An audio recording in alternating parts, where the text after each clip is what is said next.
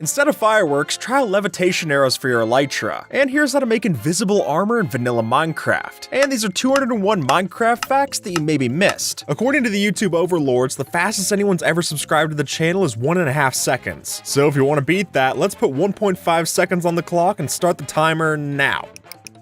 And hey, even if you subscribed after the buzzer, it means a ton, and enjoy the video. Do not underestimate tipped arrows, because silly as it may seem, we only need to shoot ourselves with one of these to go sky high. As this user shows off, if we were to give ourselves the slow falling potion effect and then use a Riptide Trident, then we'll be able to keep that same speed going right up in a 45-degree angle. And from there, forget about using rockets for your elytra, we're already well into takeoff. And as pointed out in this comment, the reason that we use arrows in the first place is that the 11-second duration of the effect makes sure that it's only going to be active on the way up, because otherwise we'd just be kind of slow falling through the air with our elytra, which is a little disappointing when you get that much speed on the way up. Here's how to make your dripstone even deadlier. Use a fishing rod. Silly as that might sound, as this user shows us, it's entirely possible. If you find yourself in a situation like this, place the dripstone underneath the block, and then when you break its support block, you can catch onto the dripstone as an entity with your bobber, and use that to throw towards your enemies. So while getting the spacing might still be pretty tough to do this, when you pull it off and kill your friend, it really is something special. And this might be the only dripstone kill that's able to top the one that Green got on Double Life. Here's how to moonwalk in Minecraft. All we need is an elytra. First off, we're gonna fly down to the ocean, and then hold up the spacebar so that we push ourselves back up to the top of the water. And then from there, we can just start walking backwards, which is a fun sight for sure, but remember, this will use up some of your elytra durability, proving that even the best dance moves have their expiration date at some point. Even though you can't see it, I'm wearing a full set of armor right now, and the way that's possible is that we're able to change our attributes through this command. So sure enough, we can give ourselves a full suit of netherite armor that no one's able to see, which would be a fun prank to pull on your friends during a PvP competition. After all, it looks like you should be easy to kill, but the truth is not as simple as that. And that isn't even the only attribute that we can change. We can also make it so that we attack a lot stronger too, letting us get God mode without your friends being none the wiser. This goat looks like it's in trouble, but don't worry, since the truth is that goats are fully capable of doing parkour, and all of a sudden this lava pit doesn't feel as inhumane. And the reason for this is because that little bit of hesitation that it does before a jump is actually the goat calculating where it has the best arc to. And you can see all those calculations visualized in this post here. It's pretty cool, which goes to show that even if you're the best at parkour, you'll never be the goat. Never take fall damage again using this one trick, since if we were to follow in the footsteps of this example, you'll notice that if you hit the crouch button right before you hit the ground, then there's a glitch in 1.19.2 that'll negate all fall damage that you would have taken. Now, timing this might be a little difficult, but if you're able to pull it off, it's quite the clutch to have in your arsenal. But one last note from the person who discovered this, you have to be jumping or falling from more than 35 blocks up in the air to get this to work. So don't say I didn't warn you if you fall from 34 and take all the damage. How many iron golems does it take to beat a warden? Well, if we set up our arena like so, we'll be able to find out that even though it's a close battle, the number is 8 iron golems to defeat one warden. Though by the end of it, we'll only have 1 iron golem left, so that's a pretty expensive way to get rid of the warden. But if you have the ingots necessary to build up 32 iron blocks worth of iron golems, I guess that's one way to make your ancient city safer. This anvil will never hurt me, because even though you do take a lot of damage from a fallen anvil, if an anvil were to pass you by, you don't take any damage, which gives for the ridiculous sight that you see in this example. Here we are in survival mode, and no damage is taken from the anvil, which I guess makes sense. It's still treated like a falling sand entity when it's moving this way, but something about seeing 31 ingots of iron just passes by unscathed, I think it's a sight worth trying for yourself. Although chests aren't currently a full block, in the old versions, they sure behave like them. And that'd be why we were able to place things like torches, rails, and even ladders on top of our chests. And while I understand why some of this got patched out, it is unfortunate that we can't run our redstone machinery over top of these. That might have made for some cool compact designs. And while you can pull these off nowadays by using update suppression, let's be honest, that just isn't the same. If we were to apply a name tag to this mob and then kill the bigger slime, did you know that even all the small slimes that come from it will still keep their name tags? Which surely means that just from one size 8 slime, we can get a whole bunch of duplicates running around. Which is good to know that if you feel bad killing one Lola, at least there's gonna be a lot more to take her place. Lily pads don't just have to be placed on water sources. They also work on waterlogged blocks, meaning that with this setup, we can place our lily pad pads directly onto our drip leaves, which offers a nice decoration to add to your next pond. And it also gives us a way to stand on top of the drip leaf without it falling down, both of which are nice to see. If you take a close look at your netherite tools, you'll notice that they're different from your regular tools in more ways than one, since that netherite ingot that we added in the smithing table also seems to have added into the handle on the sprite, giving us the only tools in the game that don't have a stick for their handle, which I think makes sense. It explains how we reinforce all of the tools' durability instead of just the top for the pickaxe. If you were to put a sapling right up next to build height and then bone meal it, it will grow, but exactly one log, meaning that even the rules of nature have to follow zoning permits. And honestly, I just think this is a really funny sight to see, and it makes me thankful that Skyblock is actually built at the bottom of the world and not up next to the build limit. Otherwise, that new tree would be a lot more disappointing. If you get a stray underwater, they'll no longer shoot you, which sounds cool, but you'll still want to stay away, since instead, they'll use melee attacks that'll inflict you with slowness. And honestly, that makes sense. Arrows do not go very far into water anyway, so I'd get why they want to put them aside and instead just attack you like this. It's a tale as old as the 1.3 update. When you enter a desert temple, you've got to disable that stone pressure plate, and failure to do so could easily be the end of your run. But even knowing that plan, mistakes can happen. So whether it was you, a friend, or maybe the rabbit that triggered the plate, the fact still stands that we need to fix this, and fast. And to do that, there's actually a simple solution. As you'll notice, by breaking the pressure pad and the block that it's on, we can fill that space with a water bucket to flood the explosion chamber. And from there, the TNT detonates, but it doesn't delete the blocks or cause us any harm up here, letting us still claim those treasure chests all the same. Elytras are a great asset to have, but having to beat the dragon before you get one could be something of a hassle. So if you found the end portal and want to jump to the good stuff, all you need is a piston to make it work. As Mysticat shows, pushing yourself with a piston underneath the portal is enough to teleport us to the relative coordinates in the end. So if you got a slow falling potion and a handful of ender pearls, we can quite literally find the end city loot before even attempting the dragon fight. When you think of space travel, you're probably picturing something like this, but it turns out a boat can work just as well. Let me explain. See, on Bedrock, if you were to put a boat on top of a pad of slime blocks, bounce on top of it a couple of times, and then get in, then we can ride that sucker sky high. And if you ask me, that's definitely the weirdest and the cheapest way to reach the stratosphere. So if you're tired of building the traditional elevator or ladder, then this will definitely offer some new leverage. If you've played around with name tags, you're probably well aware of the different Easter eggs certain names have. And while people will try to get you to believe that the Jeb name tag does more than it does, there is more that we could do using the Dinnerbone or Grum tag. See, the game is coded in such a way where even players will turn upside down when given these names, which means Dinnerbone's account is also shown to be upside down. But in Bedrock, we can experience that ourselves. If not signed in, change your name to Dinnerbone or Grum, and you'll be upside down just the same as they are. Over the years, Minecraft has slowly added in new ways for world generation. And while most of us have messed around on a super flat or amplified world, have you ever seen one like this? This here is called the debug world, and it's a holdover from the game's development process. But you can't access it normally. To get this, you actually have to hold the shift key while you're scrolling through the world options, and then bam, it's there. And honestly, there's not much to do here since you're only stuck to spectator mode, but if you wanted to feel like a Mojang developer, or at least show off a special world to your friends, this is a pretty good candidate. Minecraft has plenty of care put into its animations, but if you blink, you might not always appreciate them. That is, until you use this command. See, in Bedrock, it's actually possible to use the play animation command to apply different animations to the various mob models. Meaning, not only can we make a piglin dance, but we can do the same to ourselves. And the results can get pretty ridiculous. So if you want to take the time to appreciate Minecraft's vast animation library, this might be the perfect tool for your future dance party. Riptide is a fantastic enchantment, and it's definitely a powerful one when mixed with a rainstorm. But even though it's great, it still has a few quirks I can't quite make sense of. For example, if we do a side-by-side comparison of using Riptide in a shallow pool versus something with a bit more depth, the difference is night and day. And for some reason, the shallow option will always win out against the competition. And while I can't quite figure out why this could be, it does allow us to get some newfound height and distance with our trident. So next time you're looking for a boost, maybe use your water bucket instead of visiting the ocean. Villagers are not the easiest mobs to work with, and a big part of that is the fact that they can't be relocated using leads or food. So usually we just use a boat as our best option. But thankfully there are other methods of persuasion, like talking. No joke, just interacting with the villager and sparking up a conversation is enough for them to relocate closer to you. And folks, for minor movements and adjustments, that might be all you need. So if you're tired of building a minecart system just to move one fisherman, this might be a solid alternative. And it's definitely cheaper, so that's a plus in its own right. Baby zombies are pests, to say the least. They've got a small hitbox, they're wicked fast, and good luck even trying to fight one of these with grass nearby. So to stay away from these ankle biters, maybe your new solution should be to try and grab a strider instead. Because, as you can see, these mobs are fully capable of walking on top of the other mobs. Sure, a strider outside of lava isn't the fastest, but even then, they completely negate the baby's speed,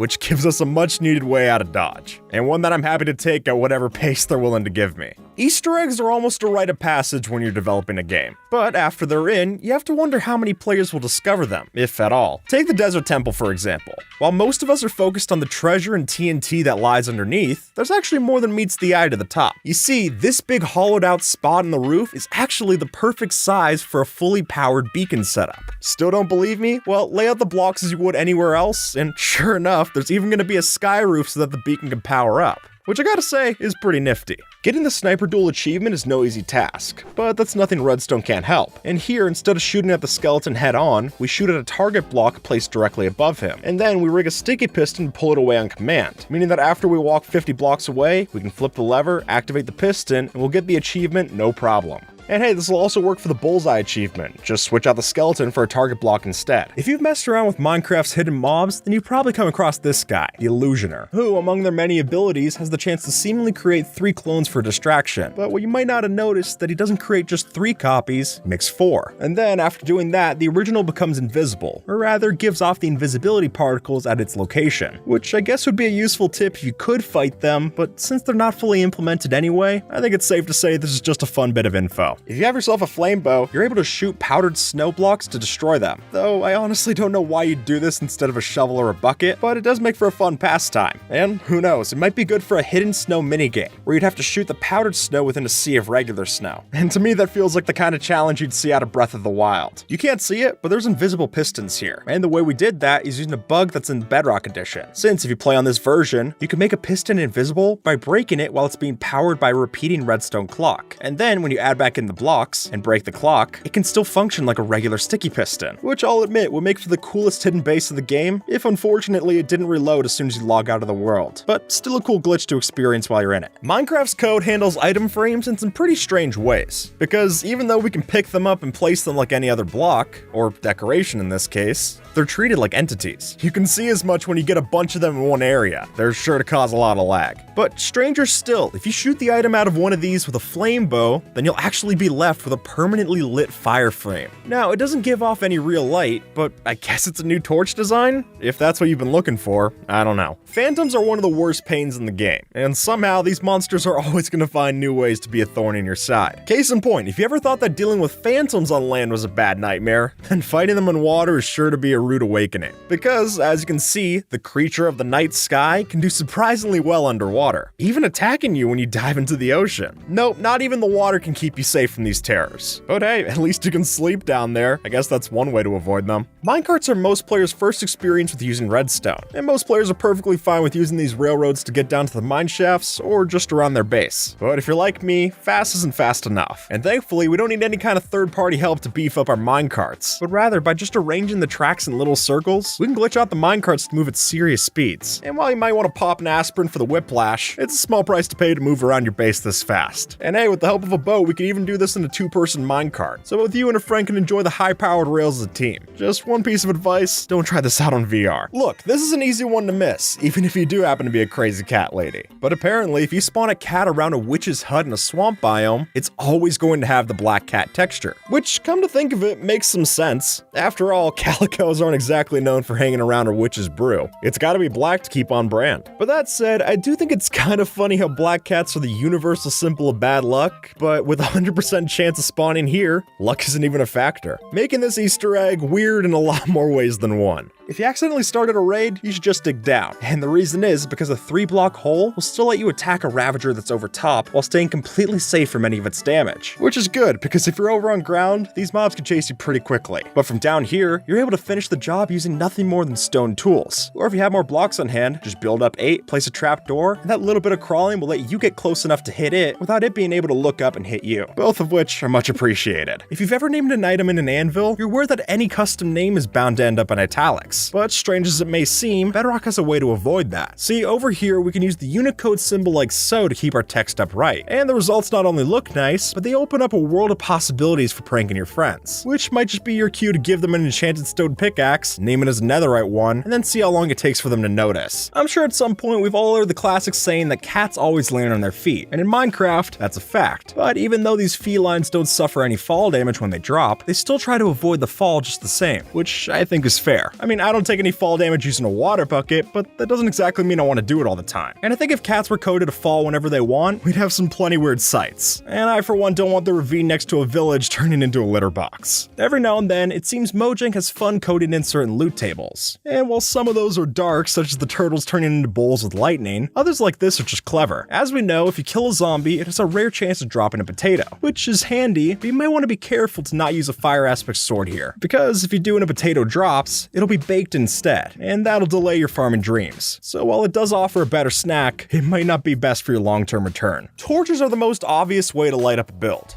They're cheap, you can craft a bunch of them, and they also happen to work pretty well. So most of us don't tend to look for replacements that often. But if you were to take the time and scan through all of Minecraft's various blocks, there's actually a surprising competitor. For some reason, 4 sea pickles actually give off more light than a torch in the same block. No joke, these slimy sea things can outperform Minecraft's most iconic light source. So if you're really looking for a reason to build a pickle farm, at least now you got one. While most of us use fireworks to self-propel our elytras, they do have properties outside of being rocket fuel. And even though we would typically just throw them into a dispenser for a quick New Year's show, actually there's more we can do for that presentation. You see, since these rockets function as entities, there's actually ways that you can move and manipulate them with the game's physics engine. Which in that case, partnering them with a water stream, you can actually move the rocket off course and change the flight pattern. So if you're really wanting that 45-degree angle for your perfect fireworks display, then hey, here's a way to do that. Have you ever used a gas as a cannon? Well, apparently, if you were to stand directly where the fireball spawns in like so, you can avoid taking any damage from it. And then, since it sticks in one place, we can punch it towards our enemies. And as it turns out, this is something to do with how the game mechanics don't register the fireball hitting the player if it spawns inside their hitbox. Because when that happens, it's treated like there's no impact, letting us create this semi-automatic fire hazard. The same person who made this also made Minecraft's Warden. No joke, Brandon Pierce, better known as King B-Dogs, has been a mod developer since he was 15 years old, and after working on the Aether mod, now works at Mojang Studios, where he helped out on both the Strider and the new Warden mob. Minecraft villagers have something of an odd fashion sense, and you can see as much. And the Village and Pillage update of 1.14 made that even more of a spectacle. And while the Swamp Villagers' lily pad hats are a personal favorite of mine, the librarians are equally peculiar, because it only takes a steady look at their noggin to realize that these bookkeepers are actually keeping a book on their head, which is safe to call ridiculous. But you know what? The lead artist from Minecraft confirmed that villager fashion was highly inspired by the 2018 shows of Gucci and the like. And considering that, I'd say a book beret fits right in. And hey, it probably means the villagers have good posture, for what that's worth. What do you think of when you see a wandering trader? Well, if you're anything like me, you see this as a free source of leads and leather. But that's only part of the story, since when we take the llamas away from their trader companion, we can actually breed them for some special results. No joke, all it takes is breeding the special llamas and you'll get an offspring with their same unique design, which is a pretty cool souvenir to have. So while it might still be more valuable to pocket the leads, this could be a way to dress up your next caravan, if that's something you're interested in. Now, I've seen plenty of people build their bases across the overworld and the nether, but a distinct lack of them in the end dimension, which makes some sense considering neither beds nor respawn anchors let us respawn in the house. But as you can see, if you place a bed like so underneath the overworld's end portal and then set our spawn, we can set ourselves up to only spawn in the last dimension. And at that point, you might as well socialize with the neighbors, because now you're soft locked and you're permanently stuck there. We're all plenty familiar with piglins, but maybe not like this. And to change their look like that, we'll have to head over to the nether. Then we get our piglins into a pen and flip the switch on a dispenser to equip different items, which clearly can create some odd monstrosities. Or if you want to look at it like this Reddit user, then they're just an anime girl wearing a hat. And honestly, I don't know which is worse to see. If you've ever made a mob farm, you know you're bound to get some pieces of armor mixed in with the results, which would be nice, but they're usually so battered that it just lasts little more than a few hits. Or that would be the case if we didn't try this. In Bedrock Edition, when we drown a zombie, you'll get its armor all fully repaired, meaning if you get one of these guys with a full set of armor, that'll save you 24 ingots, and you don't even have to craft it, which definitely means this is worth adding into your next zombie spawner. Obsidian takes a long time to mine, but what level of efficiency would you need to instant mine obsidian? Well, under regular conditions, it takes 1.55 seconds to mine obsidian using an efficiency 5 haste 2 netherite pickaxe, which compares to roughly 8 seconds that it would take with a regular netherite pickaxe. And as this user found out, if we go through all the data, we can see that with this give command, we can get ourselves a special level 50 efficiency pickaxe, and that'll let us breeze through obsidian even faster than creative mode. You probably know that carpets can be placed over string, but what about these blocks? Because the truth is that carpet only needs to be placed over any non-air block, which oddly enough means that it's completely fine to bridge with carpet over over water, grass, fire, snow, and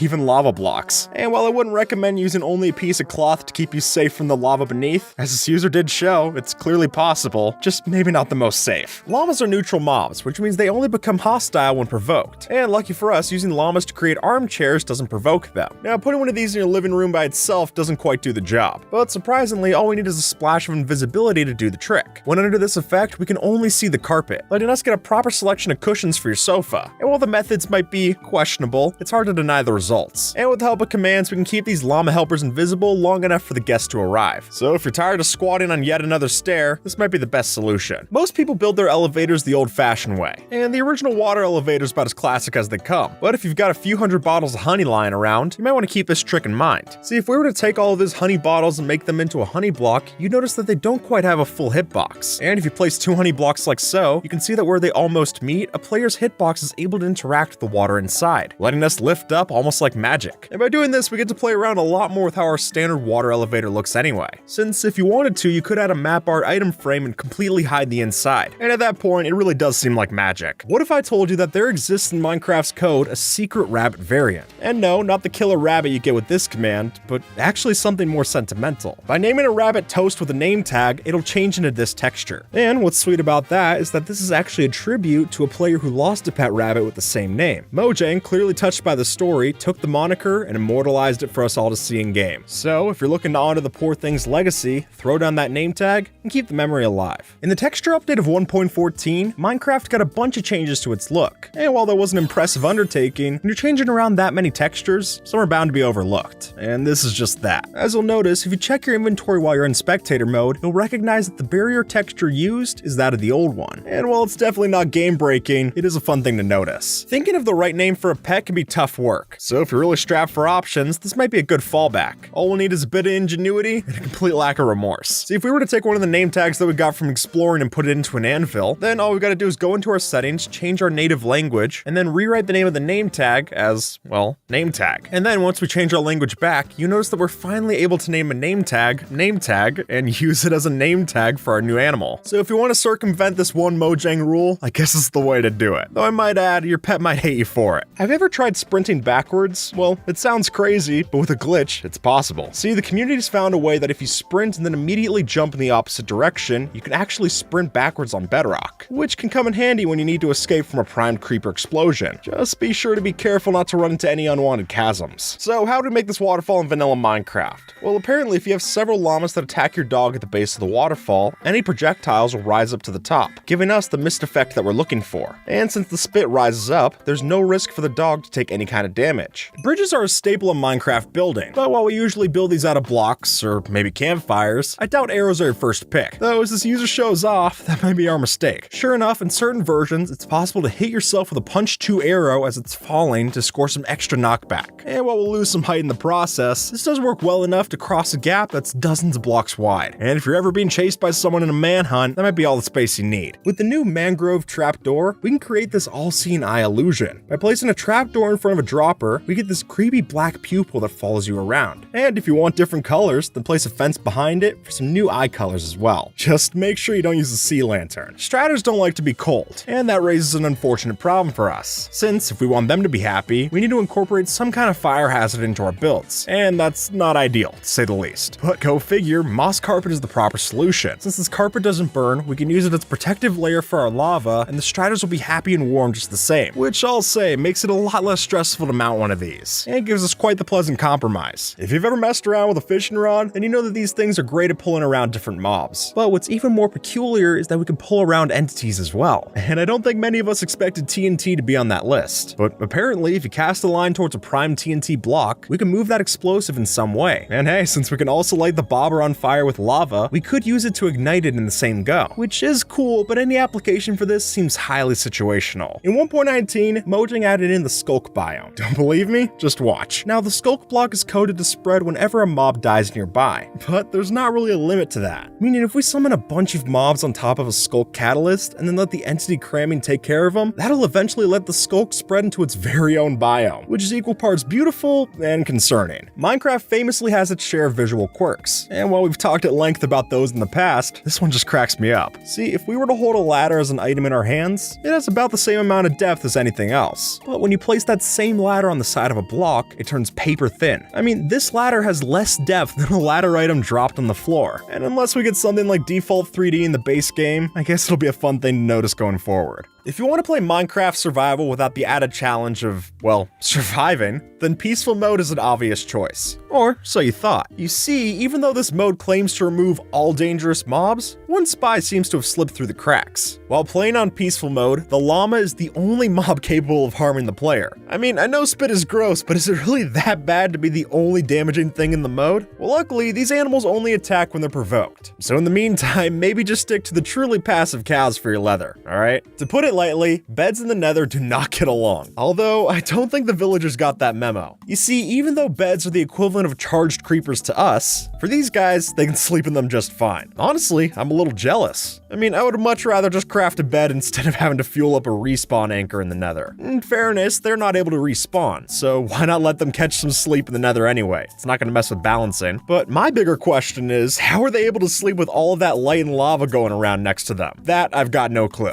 After playing hours of Minecraft, it's easy to lose track of the different sound effects as they blend into the background, which is why you might not have recognized this. But as it is, if you break a tripwire, it actually plays the same sound effect you'll hear from the bow. As a comparison, here's the tripwire hook, and here's the bow. Which is interesting, but I also can't blame you if you never noticed it, because really, unless you're raiding a jungle temple, how often does this come up anyway? But props to Mojang, they reused the sound effect, and I was none the wiser. Minecraft's world border is an odd piece of code, and when you fly out 30 million blocks to visit, you'll see as much. But while there's been plenty of attention given to these glitches, I think this is equally strange. See, if you get a spider next to the border wall, then the mobs will start climbing it as they would any other, which I guess makes some sense, but I'd figure that since we can't place any of our blocks on it, they'd have nothing to grab onto, and it's maybe the only chance they'll ever have it climbing up to build height. Here's how to turn your boat into a turret, because as you'll soon notice, guardians can still shoot lasers out of the backseat of a boat. So if you manage to get one of these shotgun in your vehicle, it'll be a literal shotgun that you can point towards your friends. And the best part, it'll only target the other players who aren't in the boat, and it'll completely ignore you in the front seat, which is a blessing, but maybe make sure to drink an invisibility potion so that it doesn't attack you when you dismount the boat. The Lily of the Valley has the exact same texture no matter which angle you view it from, which makes for a really weird optical illusion when you start to walk around the lily. And as this video points out, it even still works like that if you stand above it and move around in a circle, which is more than a little weird, and honestly it starts to hurt my head. I'm gonna come out and say it, I don't like baby piglins. I know, that might sound harsh, but honestly, these things are good for nothing except stealing my gold. But unfortunately for us, that situation isn't bound to change, since, as coded, baby piglins will never become adults, meaning we're stuck with a couple of bratty kids running around and ruining our commerce. And honestly, if I wasn't trying to stay on the parents' good side, I'd take after Anakin and get rid of the younglings. If you crouch while on slime blocks while wearing Swift Sneak 3 boots, you'll be able to move faster on it than regular walking. No joke, this lets us go to a speed of 2.3 blocks per second instead of the regular 1.3 that we'd get from standard walking. I mean, it's still not fast, but it's a lot better than what we had before. Apparently, it's possible to stack enchanted books, which is a weird sight, but let's explain. By putting 2 books enchanted with a curse in the grindstone, it allows you to stack them instead. And this is because you can't remove curses with a grindstone, so it just glitches out the output. And then you can shift click out the end result, and it'll put them all back in your inventory. Since the 1.16 update, the Nether has been a lot more dangerous to traverse. But while we do have new hostile mobs in the way of piglins and hoglins, there is a glitch that might help ease the pain. Now, to pull this off, hold up your shield the second that you go through a portal. Then, after the dimension loads in, you'll find yourself on the other side virtually unchanged. However, the game keeps your shield held up even while you're attacking or sprinting,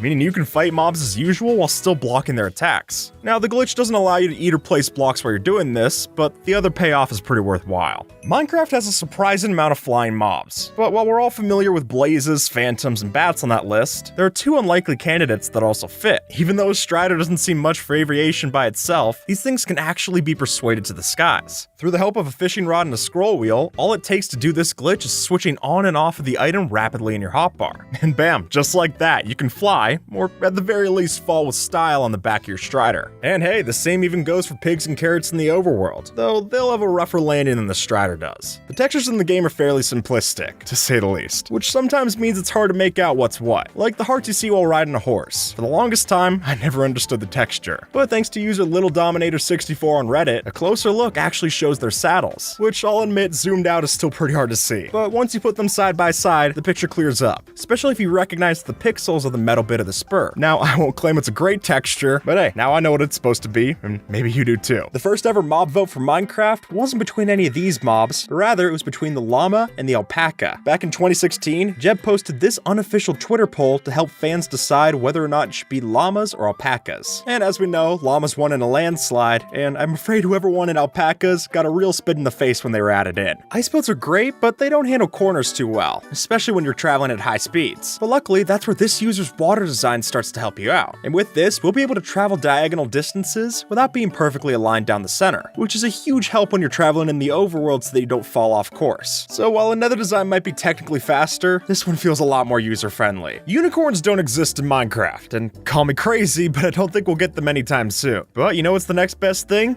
Getting to be a unicorn in Minecraft. Kind of. You see, by using the replace item command, it's entirely possible to put an end rod on the player's head and then become your own kind of narwhal. Is it practical? Of course not, but it definitely looks ridiculous. And honestly, the replace item command is just full of so many silly quirks anyway that if you have an afternoon, you might want to get familiar with it. Just mess around and see what you can find. It's well worth a shot. I don't think I'm breaking any new ground by calling axolotls adorable, because just look at them. But with all that cuteness, they're not very fast, though that can all change with the help of a lead. Strangely enough, if you tie up an axolotl like so, it'll start to move around at some breakneck speeds, and this works both on land or in the ocean domain. So if you're looking to get your pet some exercise outside of the bucket, it seems like a decent workout, though just keep in mind, it's tough to take it off the leash once it's on. Now, the laws of gravity don't exactly apply in Minecraft. I mean, clearly. But what's stranger than that is when Minecraft isn't even consistent on its own terms.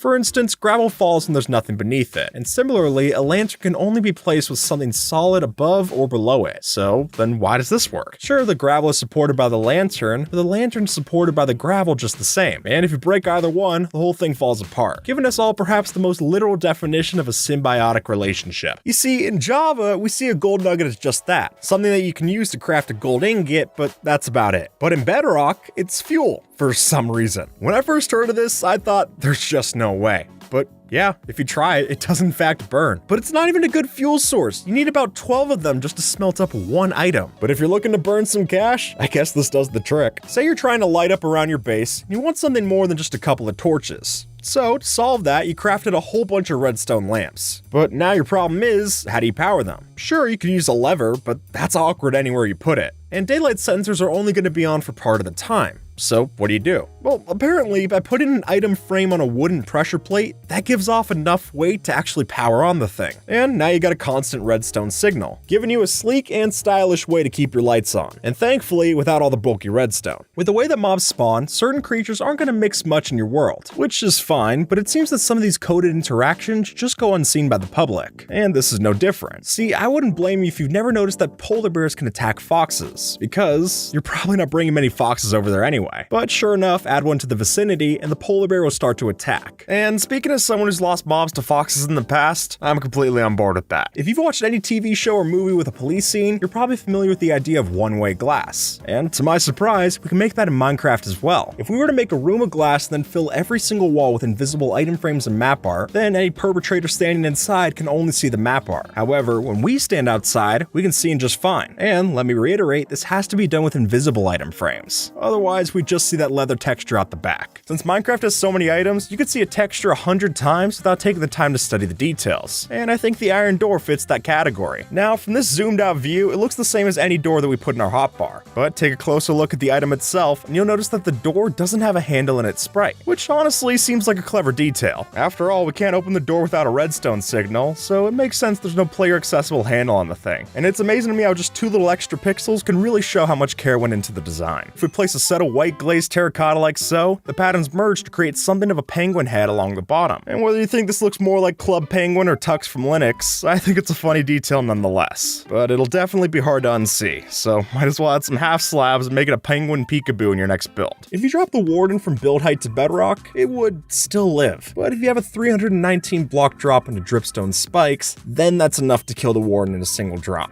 So clearly the warden is a tough mob to kill, but just how tough is it? Well, looking at a comparison comparison like this, you can clearly see that the Warden's health is substantially larger than just about any other mob in the game. It's even more than the Ender Dragon. Though if the Warden's supposed to be this new unkillable mob, then why does the Wither in Bedrock Edition still have more health? Up to 50 hearts more in hard mode. Brutal. Though, as difficult as that sounds, there is an easy way to kill the Warden without using any armor or enchantments. With just a Strength 2 potion, you can get rid of the Warden before it even finishes its Sonic Boom cycle. Just build up 3 blocks tall, land some critical hits, and make sure you have enough hunger filled up to regen. Because in just one hit, a Warden can deal 45 damage, which, to put that into perspective, would mean that it wipes out more than double your life bar in a single blow. And to even withstand one hit from this thing, you'd need full Protection 2 diamond armor. And even then, that'll still only let you survive on half a heart. But while its melee attack is fierce, its Sonic Boom attack is severely underpowered. Now, it used to deal 15 hearts of damage, but now it only does 5, which still sounds like a lot until you notice that a witch can survive getting attacked by 2 Wardens without even breaking a sweat. No joke, with how the witch regens with their healing potions, it'll never die to either of these Wardens. Though, there is still one way the Sonic Boom can deal some serious damage, and we'll see that later in the video. In a lot of ways, single player can be a much riskier operation than a server. At the very least, you've got no one else to blame if something goes wrong. So, say you're playing by yourself late one night and happen to stumble into a nether river. Now, the situation does look pretty dire, but not unsalvageable. You see, one major exploit in the single player system is the ability to pause whenever you like. And that's where the saving grace comes in. By quitting and rejoining constantly, you can use the brief seconds of spawn protection each time to maneuver yourself out of the situation. Is it cheating? Sure, but hey, who said exploits have to be fair? Hidden doors are a very slick system to show off in your base, but the standard levers and buttons make for a pretty bland input to use. So that's where we need to get creative and resort to this classic bit of knowledge. Arrows and Enderman don't mix, meaning you can't even land a shot on it if the mob was stuck in place. So if we were to tuck the Enderman in a minecart like such, you notice how any arrow shot at him will physically bounce off, and even go through walls. And if we happen to tuck a target block behind that very wall, then this becomes our brand new button, and quite the spectacle too.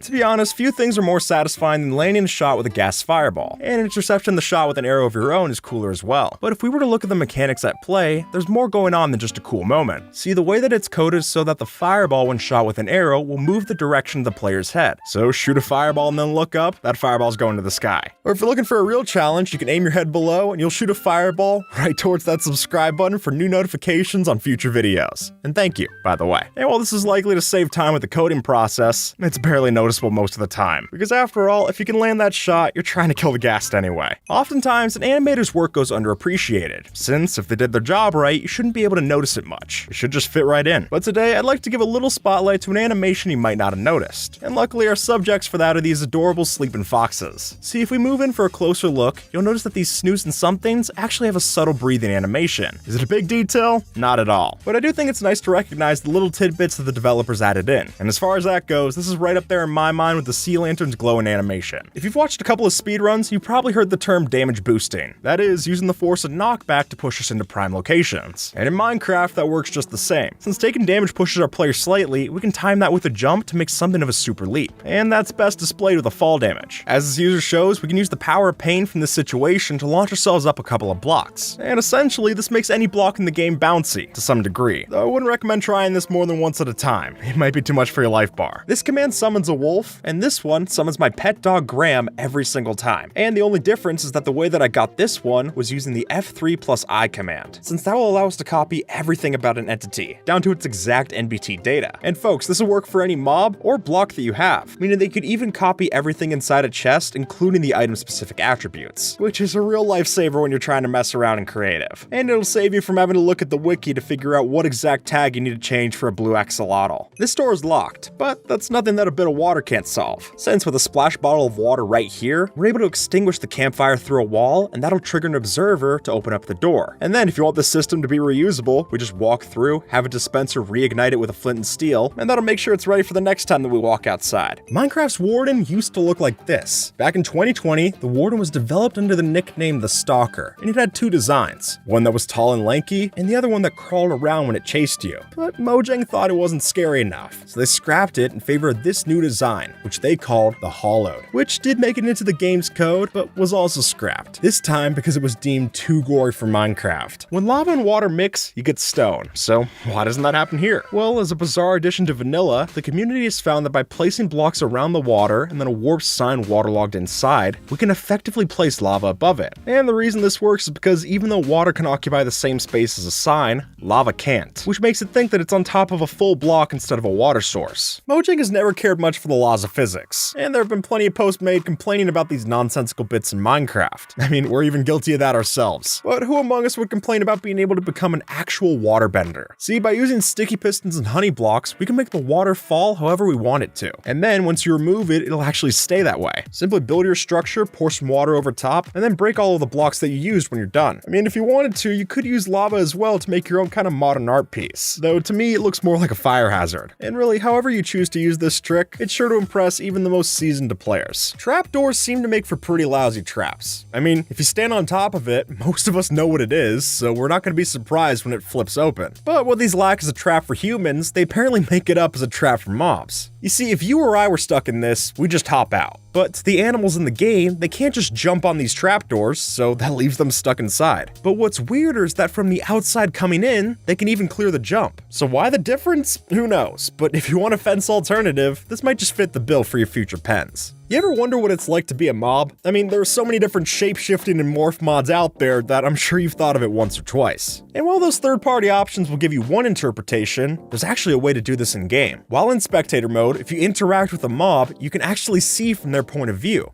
and some of which even offer up different filters and effects. So whether you want a creeper's green vision, a spider's reflective eyes, or maybe even just to be safe in a shulker shell, then by all means, go ahead and try this feature. Water isn't all that bouncy. A bold statement, I know. But that might be unfortunate, because as you'll soon find out, these fish love to bounce around. And to test that, let's set up a slime block trampoline right over here on dry land. Then all it takes is spawning a cod in place, and you'll see that sucker take off to the moon and back. It looks like it's having a blast, but if you're gonna do this, maybe give the fish a health boost or something, so that this party doesn't turn into a murder mystery. So even though these fish might not like dry air, I think this might make their stay a bit more enjoyable. If you've ever pieced together a chicken farm, then you know that these mobs can lay a ton of eggs, and normally we're left cleaning up that overflow. And while that's true, it's apparently not a universal fact, since this chicken right here is incapable of laying any eggs across its lifetime. And what makes this one so special? Well, the reason is that chickens spawned from a baby zombie jockey are coded to not lay eggs ever, and this is likely to prevent any kind of zombie from picking up that egg item and never despawning. This isn't an end portal, but actually it's just a clever design using skulk blocks, and since these new blocks have a texture that looks like outer space, we can use them to create some new illusions in the other dimensions. And for another illusion, simply take some of the new skulk vein, overlay it on a diamond block, and bam, you've got yourself a blue version of the magma block. Truth be told, villagers do not seem like the smartest mobs, and more often than not I'm racking my brain trying to figure out their logic. But occasionally, they have their moments. For a case study, take a look at this unemployed villager. Not too impressive, right? But add any workstation within a distance of 32 blocks, and they'll start some serious pathfinding. No joke, these NPCs can even work through mazes to try and find a job, which I'll admit is serious dedication. But why that same villager refuses to restock when the block is right next door, that I'll never understand. Minecraft is known to reuse a few textures, and while they can sometimes be groan-worthy, or even confusing, other times it goes unnoticed. Like, take the smooth and regular stone blocks for example. Looking at them like this, the difference seems pretty big, and honestly their biggest similarity seems to be in the name, not the texture. But add a pressure plate to the top, and now it's easier to see. As is, it's tough to recognize which block is which when the borders share the same texture. So while it's a very minor detail, I do have to commend Mojang here. They reused a texture, and I was none the wiser until it was pointed out. When Crying Obsidian got added into the 1.16 snapshots, it was exciting for a few different reasons. Obviously, respawn anchors are cool in their own right, but the block actually has a past prior to that. So while you might not have played Minecraft back in 2011, there is still a way to relive that history. When you go into the resource pack tab, you'll see something called program art, and after you turn that on, you'll notice that the Crying Obsidian texture now reflects the old block's glory days. And with that, finally, Jeb's promise of it getting added in was fulfilled. Every time that you break a Skulk Catalyst block, it drops 20 XP, which means that if we carry these around, we'll have a quick and portable way to repair your mending tools whenever you step away from the base of your farms. And since it's not exactly easy to get a bunch of bottles of enchanting, I think you'll find this is a lot more reusable. According to Mojang, honey is the stickier block when compared to slime blocks. But why do these only stick to slime blocks then and not the honey block? Well, even though it's on the bug tracker, the reason is because honey is 14 by 15 by 14, while slime is a full 16 pixels on each side. And that would be why we can't put our vines, glow lichen, and the rest on top of these, just because there's not enough room. Here's how to trade your dirt for emeralds. It's just gonna take a few steps. First, we have to play on 1.19 so that we can turn our dirt into mud using the water bottle, and then dry out that mud block on top of dripstone for the clay blocks. After that, we break the clay blocks for the clay balls, and then we trade those with a stonemason, finally getting us our emeralds. So it is quite the process, but being able to literally go from dirt to dollars is worth it in my eyes. Without breaking any blocks, how would you get out of this hole? Well, silly as it seems, a door is actually the solution, and maybe the best one. Since if you place down a door and then flip it back and forth, you'll be able to hop up the steps of the door and go up 2 blocks at a time, which can be exceptionally useful for helping you get out of a hole or an animal pen. And that way, any of the other mobs that are trapped in there with you, they won't be able to hop up the blocks while you're pillaring out to escape. If you've ever gotten rid of a wandering trader, then you know that llamas can be an aggressive bunch. Sure, it's to be expected, they're a neutral mob, but something about getting spat on just adds insult to injury. So if you too are tired of getting saliva sprayed by these bullies, there's actually a way to turn the tables. You see, a shield is decent for blocking, but we can actually go one step further and even deflect the spit. No joke, with a weapon and the proper timing, it's actually possible to hit the spit back at your foe. And now I just wish that it would give you the Return to Sender achievement as well. That'd be amazing. Now, on this show, we've talked plenty about the different quirks and idiosyncrasies that you can find in Bedrock, and with the 1.17 update came a slew of new ones. To see such, take a look at this axolotl here. Now, if we were to tie up the animal with a lead and then pick it up with a water bucket, then when we place it back down, it'll still have that leash attached. And the reason being is that in Bedrock, all of the NBT data is saved when you put the mob inside the container. So if you need another inventory slot, this is one way to bury the lead. Fall damage is something of a great equalizer in the Minecraft world, because no matter the enchantments, the potions, or even the hearts that you got, there's an upper limit for all of that. But have you ever wondered how high that could be? Well, as it turns out, if you were to mix together a full set of Protection 4 and Feather Falling 4 netherite armor, a Turtle Master potion with Resistance 4, an enchanted golden apple, and then land on a pad of hay bales, that'll let you survive a fall of 4,504 blocks on half a heart. But really, just use a water bucket. When you start 1.19, you'll want to collect a bunch of powdered snow. And why is that? Well, with this powdered snow, we can make a farm like this to filter out our magma cubes down from their biggest size to a smaller stature. And once they're small, we have our frog eat them and get ourselves a handy frog-light farm. Especially if you build this near a magma cube spawner from a bastion. Or you could build it in a mountain and they'll eat the goats instead. As you'll see, back in the beta snapshots for Bedrock, there was a glitch that let frogs eat any goats that got nearby. So even if they can't eat fireflies, at least the goats weren't poisonous. And perhaps unfortunately, this was promptly patched out, since it was just some leftover prototype code. If you don't have an ender chest, then hiding your valuables is a tricky business. And while we've talked plenty about the creative ways to stash your loot, this might just be a new favorite. While playing in Bedrock Edition, if you push a block into a chest minecart, then, even though it's still there, you can't see the entity. And here's the best part, we can open it up just the same. Just make sure your crosshair lines up like such where you can't see the outline of the block, and then you'll be safe to tuck something in the bookcase and know it's safe and sound. And hey, as an added bonus, finally bookshelves have an actual use.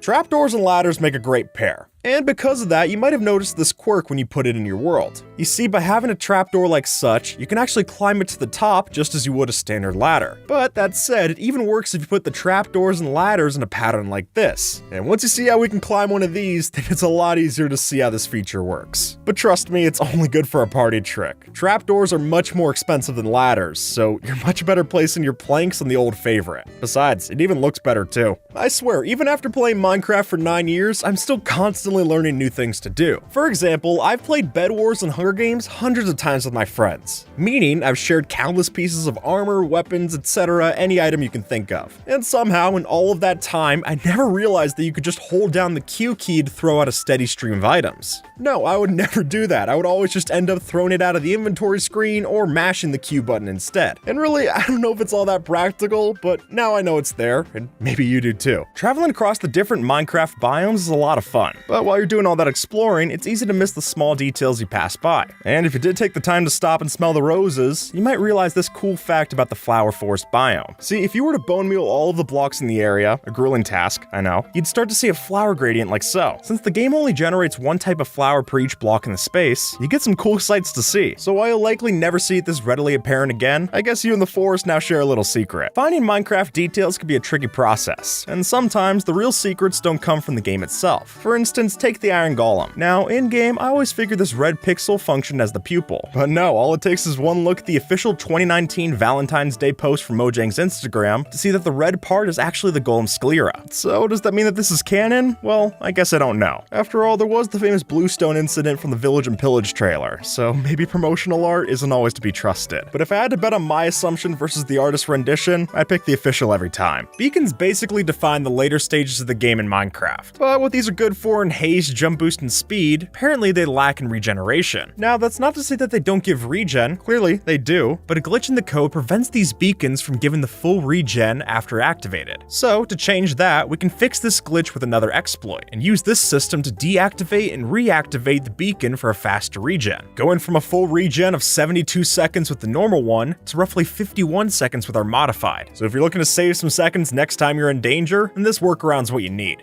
Nobody likes being on the receiving end of knockback, but while it's a pain to be tossed around, this might make it necessary. See, in Bedrock, it's possible to repeatedly punch against your buddy's shield. So if we do that, we can use the knockback that we receive as something of a boost to the new heights. And then we could alternate our positions with them to net some serious verticality. And it might just be the way you and your pal escape out of any future rock in a hard place. And the best part about it is that this is basically just an unintentional feature, so it's not a glitch that's gonna get patched. But whether Mojang takes it out or not, one thing is for certain. It's a trick that's sure to give you and your friends quite the boost. Dragon's Breath is a tough item to get, and that's in no small part thanks to the fact that you need to fight a dragon to get it. But if you want some lingering potions and tipped arrows, then it's a necessity. So if you want to get your supply as quickly as possible, this might speed up the process. See, instead of filling our bottles from the magic on the floor, we can just take as much as we want from the dragon's head. And while it's a glitch, it is nice to have our stuff bottled at the source. Keeping monsters away from your base is a big problem to solve. And while there are simple solutions, like constructing a big wall of blocks, those aren't always the prettiest. So thankfully, these azalea bushes do the trick just the same. No joke, in the current versions, it's possible to place down a ring of these bushes, and that alone will stop the monsters from getting any closer. Which is ridiculous for sure, but it's hard to criticize something that works this easily. And hey, it'll give you an early start in building a hedge maze, for what that's worth. Render distance can make a world of difference, and it's one of the more clear benefits to playing Minecraft on a beefy computer. But it turns out, on Bedrock, that draw distance is even more impressive. See, you might not have noticed, but with the way that the game loads, we're able to stand at the main end island and see the outer islands within view, which I'll admit is a surreal sight. And it's made even more enjoyable by the fact that Bedrock handles render distance loading substantially better than Java. And I imagine this will make pulling off your next flying machine journey a lot easier to do, just as long as you don't fall off. If you know how to use it, then Redstone can open up a new world to Minecraft. Truly, in the right hands, it's an amazing resource. But as useful as it is, sometimes Redstone can be a bit unsightly. But don't worry, with an item frame and a map, it's possible to make that redstone basically invisible. As you'll notice, item frames are entities like you and me, meaning we can overlap their hitboxes with the redstone like so. And then once we add in some map art to match the floor, we've got some unnoticeable redstone. And honestly, I hope this will let some builders finally mess around with the redstone side in their builds, because that's a holy matrimony I'd be happy to see. The days in Minecraft are pretty short, and at only 20 minutes per cycle, you're sure to see these sun and moon textures fairly often. But if you ever wondered how that rotation works, after all, Minecraft's a game of blocks, so an orbit like this seems pretty nonsensical. But turns out, we can actually find the science on display. See, if you head underneath Minecraft's world, you can see the sun and the moon are constant objects, even rotating under us in the void. And that gets readily apparent when you play on something like Skyblock where there's no bedrock layer to hide it. But more importantly than that, it gives us this cool shot of a sun on the black sky, and for me that's worth it. Jump boost is great, but it's not always a joy to brew up the potion, especially if you don't have plenty of rabbit's feet on hand. And while there is some way to get more height to your jump by doing damage boosting and the like, maybe let's try this instead. Trust me, it'll be a lot better for your health bar. You see, bubble elevators aren't just useful for getting up to your penthouse apartment.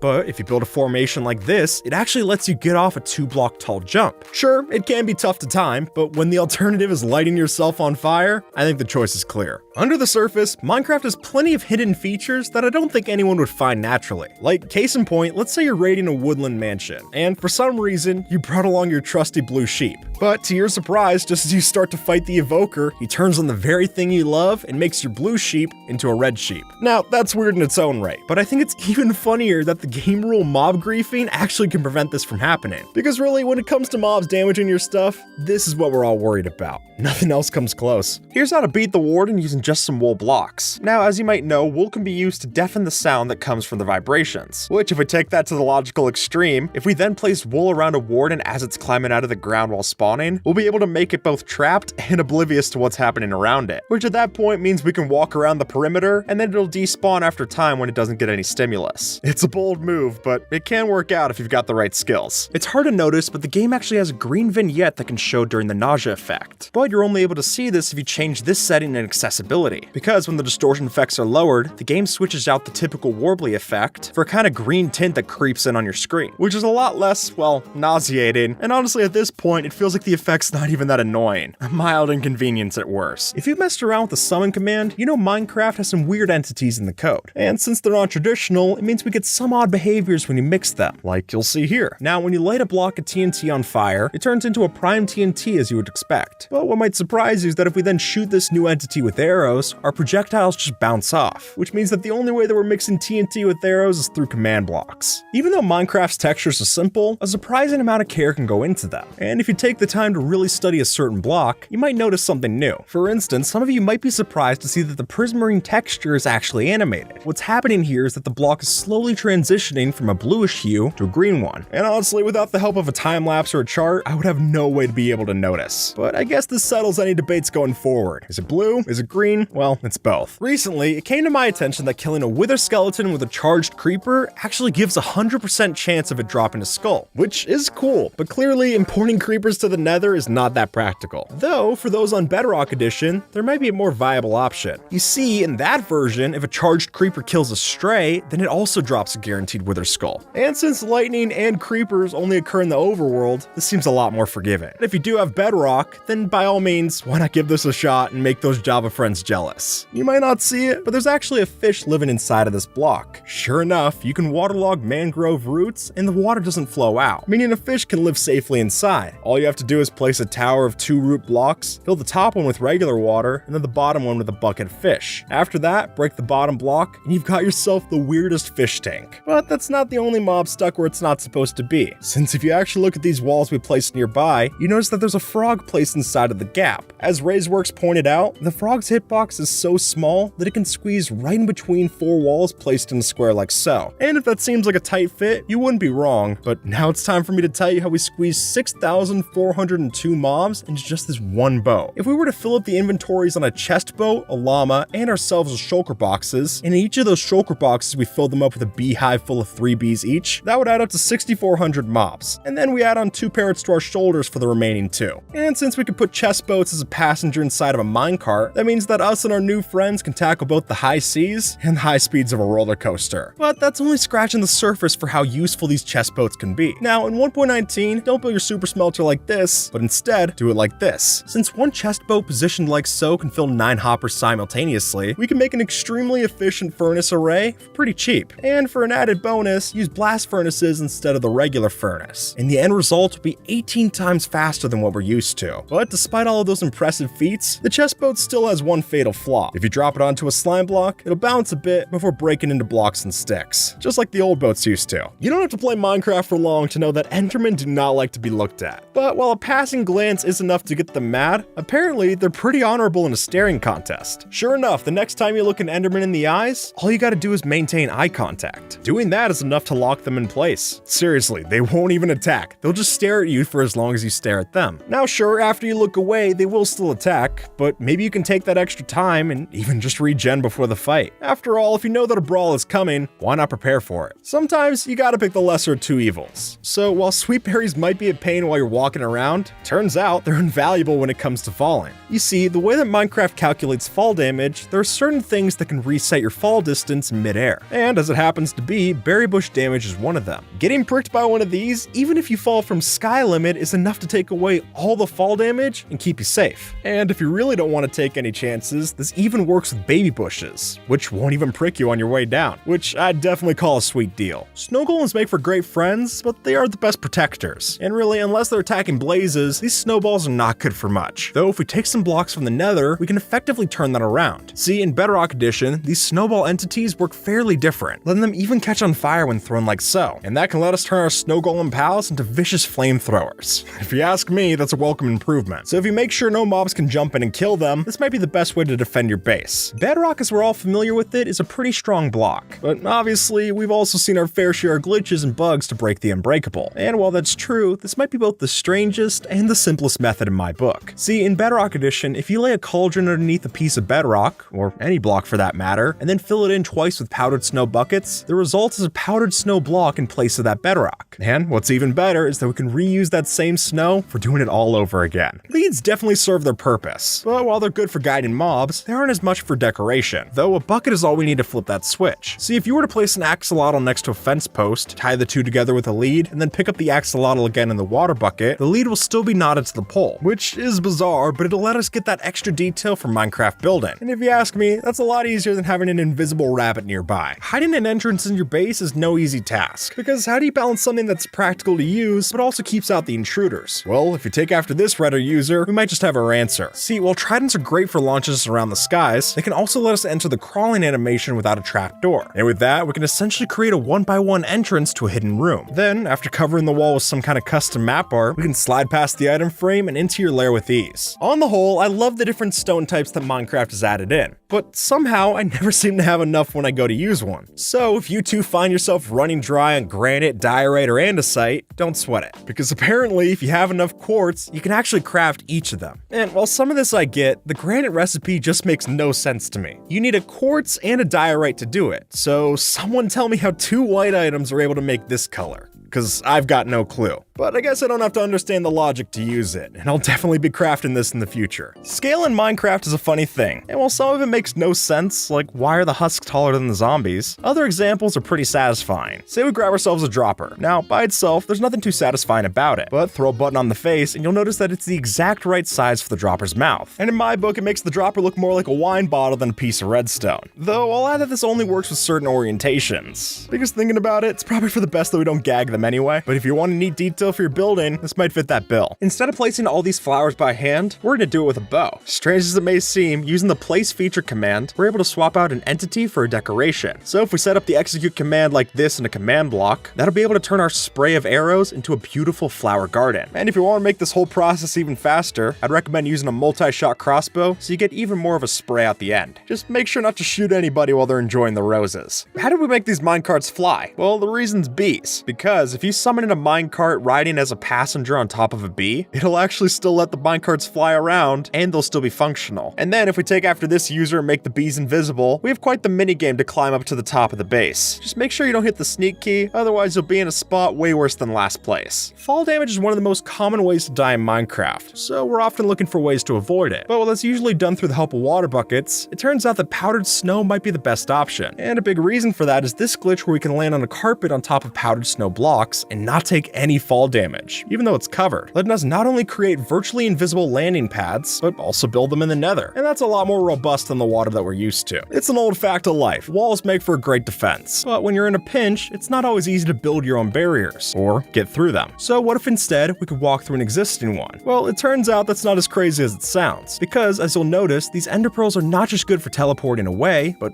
also inside. And if you aim them like such, we can manage to glitch through solid walls to escape, which I'll admit is risky. After all, the ender pearl is going to deal some damage when you land. But if you have the health and time to spare, this could get you out of both sight and harm's way with a simple setup. And if your foe can't teleport, that should be the end of the chase. Boats haven't always been the easiest to use, and some players definitely remember the pains of crashing one of these on a floating obstacle. But thankfully nowadays, it's fixed so that when you crash, you just subscribe to the channel. But even with that fixed, these boats still have plenty of quirks to see. In Bedrock, it's entirely possible to tie your boat to the other end of a lead and drag the thing around. Why you would do this, I have no idea, since I'd rather just break the boat and carry it that way. But if you need to, I guess it works. With so many blocks to choose from, Minecraft is bound to have a few repeats. And while it's to be expected, it makes it all the more impressive when Mojang hides those variants. Take the jungle log for instance. As such, it doesn't look too much like the standard oak selection, but if we flip our oak log to its side, then it's a bit more jarring. See, what's happening here is that the jungle log is actually a color shift of the sideways oak texture, even having the same details when you overlap them. Which I'll admit is pretty cool, since I always thought their similarities stopped and started with the planks texture. But even if they do match, that color combination is still hideous. Seeing through walls would be a superpower that most of us would love to have. But Steve isn't exactly Superman, so the idea is a pipe dream. or it would be if we stayed at this FOV. See, the way that field of vision works in Minecraft, if you drink a Speed 2 potion and then turn your slider up to Quake Pro, then you can get some really wide vision. And then, all it takes is lining yourself up next to a wall, and the job is done. So if you suspect that your friend might be hiding things around your base, this might be the perfect shot to find it. And it'll make Green's job of hiding his even tougher to do. In 1.19, we can turn stone into glazed terracotta, but watch closely, because if you blink, you might miss something. First, we bone meal our stone into moss, then grow a 2x2 spruce tree to change the moss into podzol. Use a shovel to turn the podzol into pathland, put a block over the path block to turn it back into dirt, and now right-click with a water bottle to turn that dirt into mud. We're almost there, just trust me. After that, drain the mud block on some dripstone, and now we've got clay, which we can cook into terracotta, and then cook again for our final step, glazed terracotta. Even though you can't see it, it's not a surprise that the ground underneath this snow layer is made up of grass blocks, and you can break it to see as much. But while that grass might look normal when we place a torch, when it's underneath the snow, it's something entirely different. And through the help of an Enderman, we can see that texture for ourselves. See, if an Enderman were to pick up one of these snowy grass blocks, they'd ditch the snow and just be left with a strange silver turf instead. And while it doesn't offer much functionality outside of being a grass block, it is still a cool souvenir. If you've ever filled up the end portal, you're probably familiar with how this story goes. You place in the Eyes of Ender, brace yourself, and then jump in for the fight. Only this time, we're still standing on top, which is pretty weird, but it turns out that on Bedrock, it's possible to stand in the portal without teleporting. All we need to do is place a set of fences underneath like so, and we can essentially make it off limits. Or at least it's off limits until someone breaks that wooden fence, which is a small hurdle to cross. What if I told you we can place lava underwater? Well, that probably sounds ridiculous, but it turns out that there's a way to do this without getting obsidian. See, with the way that cauldrons are coated, we can push one of these into the river, fill it with lava, and then it'll work just the same. So if you've ever wanted to burn alive at the bottom of the ocean, I guess there's a way to do that. But at least we don't light on fire while we're doing it, for whatever that's worth. As we all know, when you see something, the trouble's unseen it. And that exact thing happened to me when I took a closer look at Minecraft signs. Now, when you face them dead on, they seem just fine. Normal, if anything. But once you step to the side, it's easier to notice this hidden detail. And in fact, the text that we typed floats right off the sign, which is a bit peculiar, but I guess it makes some sense. After all, you can't expect the texture to change itself, so the solution is to generate the text on top of it. But even if I know the reason why it's there, it doesn't make recognizing it any less weird. Instead of harvesting your crops like this, try a redstone lamp. Because with the way that the mechanics work for the game, these crops can only exist when there's a certain amount of light source nearby. Which in turn means that if we were to flick this switch off, break one of the crops, the rest will then update so that they're broken too in the new light level. And then you can turn back on the lights and pick up all the new crops that you just harvested, which is probably the simplest amount of redstone that you need to make an automatic crop farm. Ever since the 1.16 update, we've now had support for adding different emojis in the Java edition of Minecraft-related items, like pickaxes, swords, and tridents, and even potions, both splash and regular, which seems like a pretty minor feature to add, but it could make for some extra cool signage, especially if you're trying to sell these different items in a shop. Enchanting your items is a great thing. Whether it's a sword, a elytra, even a hoe, there are plenty of different ways to juice up your favorite items. But what might just be the biggest flex of them all is to take something simple like a flint and steel and spice that up as well. I'm totally serious. In case you didn't know, it's possible to actually enchant this thing, even giving it the mending enchantment. And now, if we're being practical, I have no clue why you do this. But to be at a point in the game where you not only can apply mending and breaking to the thing, but also gather enough XP to charge it, that's next level.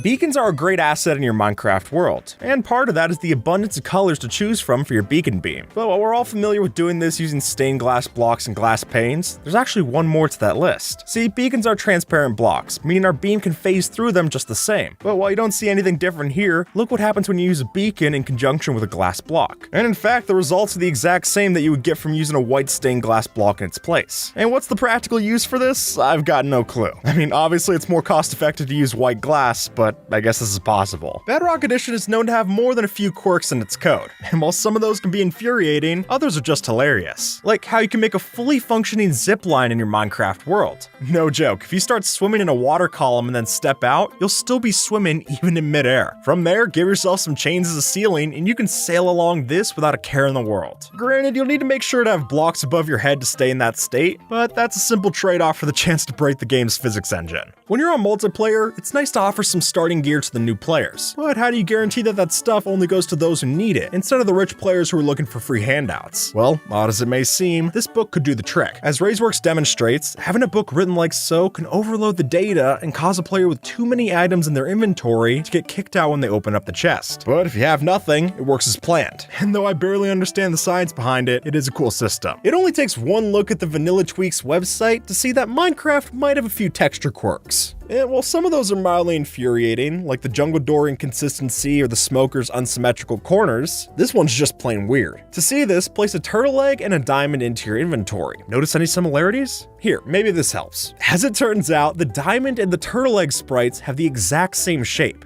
And honestly, I never would have noticed this on my own, but now that I see it, yeah, it's gonna be hard to unsee. If you have yourself an allay, you also have yourself a mobile light source. Let me explain. Using the dynamic lights feature in something like Optifine or a data pack, it's possible that if you give your allay an item that can be a light source, such as a torch or a lantern, then it'll carry that around and still light up the area around you. And hey, since we didn't get fireflies in 1.19, I think this is the closest we got in the wild update. Droppers got a massive change in 1.19, but barely anyone's talking about it. And now, droppers have much less variability when they shoot out an item, which offers up huge changes for the technical community. Since now, as Ilmango shows, we can use droppers for a simple chunk loader like this, which lets your farms keep producing 24/7, even if you don't stand nearby AFK. With your Riptide Trident, we can go up to 200 blocks into the sky. And the way we do this is that if we wait for a rainstorm and then continuously bounce off a slime block bounce pad, each time that we bounce back down, we'll launch higher than the last, which in turn gets us more momentum, and we can continue to do this until we reach so high in the sky that the rain becomes snow, meaning we're so high up in the atmosphere that it starts to get cold up there. And while that's all fun and games, just make sure that you actually land on the slime block when you're ready to come down. We don't need to go from your highest high down to your lowest low. Even though Minecraft's a sandbox game, there are certain rules we're not supposed to break, like placing blocks above a certain height. I mean, why else would it be called the build limit? But that doesn't explain why this site works like so. See, by using a method the community's found for mixing falling sand entities with invisible shulkers, we can essentially make our own builds both above and below the world limit, which can result in some pretty wild sights for sure. So if you're looking for a project in creative, it's a fun tool to use. I'm gonna go out on a limb and say that farming in Minecraft is a lot easier than it is in the real world. I know, that sounds crazy. And we might have the game's wonky physics to thank for that. See, even beyond being able to bone meal crops to maturity in a matter of seconds, there's also some weird magic that happens with the farmland itself. As you'll notice, even though the only thing between this water source block and farmland is air, the crops are hydrated just the same. And I know that there are water droplets in the air, but even this seems hard to believe. Trapdoors, despite being made out of wood, cannot be caught on fire. And you'll see as much when we place a lava source block in the middle here. Because in this setup, there's no air for the fire to spread to, so the trapdoors stay safe. Even though this whole setup looks a little bit precarious, so I still wouldn't recommend getting too close to the lava. Even if the trapdoors can't catch on fire, you certainly could. The Warden's Sonic Boom might not deal a lot of damage to us, but it can be devastating against the Ender Dragon. And as this example shows, with enough of the Wardens in the end, we can effectively blast the dragon off course. I mean, the dragon can't even get back to her perch. It's that bad. If you were to put string over lava, then no players can hear it, but they can still fall in. And the reason being is that lava only makes noise when there's air blocks above it. So the string stops that. And since oddly enough, the string doesn't burn, it'll stay there long enough for you to convince one of your friends to fall in. And if you are that friend, take this as a lesson to make sure to look out for lava, even if you can't hear it nearby. Minecraft is famous for its random generation based off a string of integer values. And I think we've all come across these so-called seeds when booting up one that we found online or typing in one of our own. Though on the chances you don't do either, how does the game come up with a seed? Well, the answer is more straightforward than you might think. When left to automatically generate a seed, the game will just use the system's time as that seed. And through this, we're able to access a sliver of the over 18 quintillion possible seeds. And I doubt any of our clocks have enough time to showcase all of those. Horses aren't the most ideal form of travel. I mean, you have to spend the time to painstakingly breed for the right stats, only for your special steed to max out at a speed that's slower than the Elytra, or it would be, unless you're on Bedrock. Over here, there's a bug that if you give the parents a potion effect like speed and then breed them together, the offspring will continue to be faster. Do this again for a couple of generations, and we can get some supercharged horses, which is definitely a sight to see. And at this point, they're hard to use for a completely different reason. Much like glass blocks, you can use glass panes to change the color of a beacon beam, and then if you stack them, you can change that color multiple times, which allows us to get this kind of pixel art that you're seeing here. All we have to do is just build a shape out of stained glass panes inside the beacon beams, and we'll have a fully visible invisible, and fully functional beacons still to see. And then, if you want to have a break in the beacon path without blocking it off, wall blocks do the trick, since the beacon isn't visible while it's on the inside, but it still goes through the top since it's transparent. A nice discovery for sure. Here's how to trap the admin. With this user's setup of command blocks, we're able to establish a nether portal, change their game mode to adventure mode, and then permanently trap them inside because they can't access their commands or their inventory. And again, because they're in adventure mode, they won't be able to break any blocks either. So they'll just be stuck there to the end of time, or until some other operator wants to help them get out, whichever one happens first. Minecraft Redstone is a beautiful thing, but it's not always the most intuitive. And a key instance of that would be this example's so-called leaf stone. Now, that might sound silly, but it's actually true that leaves are capable of transferring block updates. See, since these leaves have a tag that updates whenever a log is nearby, we can use an observer to detect that signal. And in that way, we can send quick updates just by moving a log with a piston. Which seems crazy, but I know there's pros out there who can think of plenty of practical uses for it. If you've ever visited the Creative Mode's Redstone tab, you're aware that Minecraft has a few buttons to choose from. But while you're likely picturing something like this, what if I told you that these pressure plates could be pressed the same way? Here's an example. See, if we were to take a firework rocket and right-click it to place it on the pressure plate, then the entity will temporarily give off a pulse. And as such, we can trigger these plates from afar. And while the practicality is questionable, I'm sure your redstone experts can find a proper use for it. Armor stands seem pretty passive. I mean, it's a bunch of sticks on a slab. How bad could that be? But truth is, they can be a bit more feisty than they seem. And you'll see as much if you give them a piece of Thorn's enchanted armor. With this, the enchantment applies the same just as it would with us, which I'll admit is a pretty funny sight. And while it doesn't do a lot of damage, you'll still want to make sure that you take off your armor like this instead of just punching it off. Wither skeletons are generally scary to come across. So just imagine if one of these had the range of the overworld cousin. Well, apparently that's a lot more fact than fiction. If you actually give a wither skeleton a bow, not only does it beef up the attack area, but it also gives it fire arrows to shoot. And in retrospect, it's probably for the best that Mojang didn't give them a bow from the beginning. The last thing the Nether Fortress needs is another flame shooter. Campfires can be a useful decoration to have in your world, but by this point, everyone's already familiar with these things. So to step outside of the box, these armor stands are a sneaky solution. See, when placed in lava, these things burn pretty bright, letting us use a piston to add in our block of choice and successfully create a new illusion. And honestly, I'm surprised it works as well as it does. But it just goes to show that there's a couple more options out there than just using yet another flint and steel and a block of netherrack. The Warden's a tough mob to kill, and because of that, it can't drown or burn alive. So if you were to put it on top of a pad of magma blocks, it would never die. But if you put those same magma blocks underwater, it also can never escape. Because its movement speed is too slow to escape the current, it'll just spin around in a circle on those bubbles, which is hilarious to watch, but still don't get too close to it. Otherwise, it could still use its sonic boom attack and make it a lot less funny to watch. Now, despite what people try to get you to believe, this structure in the ancient cities is not a portal. But I can understand the confusion, since in the snapshots, this was actually labeled as a small portal structure in the game's code. Though now, it's been renamed to just small structure in the files. And that's not the only mistake that Mojang had to fix in the ancient cities. See, this new block is called Reinforced Deep Slate, and in certain snapshots, it was possible to push around this unbreakable block, meaning that we can move this around to make our very own wither cages in the overworld. Though that was changed in snapshot 22W13A. But even if we can't score Reinforced Deep Slate from the ancient cities, there is still a new enchanted book to grab, and with the Swift Sneak enchantment, we can finally make dive mining worthwhile again. See, while this is supposed to make you faster moving while crouched, it also lets us speed up while crawling, meaning you only need a 1x1 tunnel like this to have one of the most efficient mining setups in the game. And if you ask me, that's a lot more valuable than just silently sneaking past some skulk sensors. Especially since if we take after this user, we can just effectively sneak past a skulk sensor by using the sprint jump. Just make sure to sprint, jump, crouch, and then repeat, and you'll escape just fine. Even if you literally jump on top of the skulk sensors, which is just ridiculously broken. But we're not completely safe from the skulk sensors yet, and this trap proves as much. See, by arming 2 of these sensors alongside a powered rail with TNT minecarts on top, you cannot break any piece of the puzzle without the whole thing exploding. And the only options for dismantling this would be using water or some kind of piston contraption. But even then, with this user's updated design, the furnaces prevent water, and the glazed terracotta prevents slime blocks and pistons, making this a truly unbreakable trap. But maybe that's too evil for you. Well, no worries, this design is a lot more peaceful. See, skulk sensors already offer the chance for wireless redstone. This just enhances that. And now we get to create our own electrical poles to transmit signals. All it takes are some iron trap doors, and we can power a whole chain of these things. And then if you stack the system, we can have it go both ways. Oh, and also, you have to build them a little close together, because this is the range that you're working with on a skulk sensor. And this is what it looks like from above. above, which might seem limiting, but with that feature, we can make a particularly beautiful pattern just by throwing a snowball on a field of them. And for more fun, add in lamps like so to make this into a special light up floor that'll even react differently depending on where you throw that snowball. And even besides that, there's still a use for skulk sensors outside of Redstone. If you got the time, boot up a super flat world filled with skulk sensors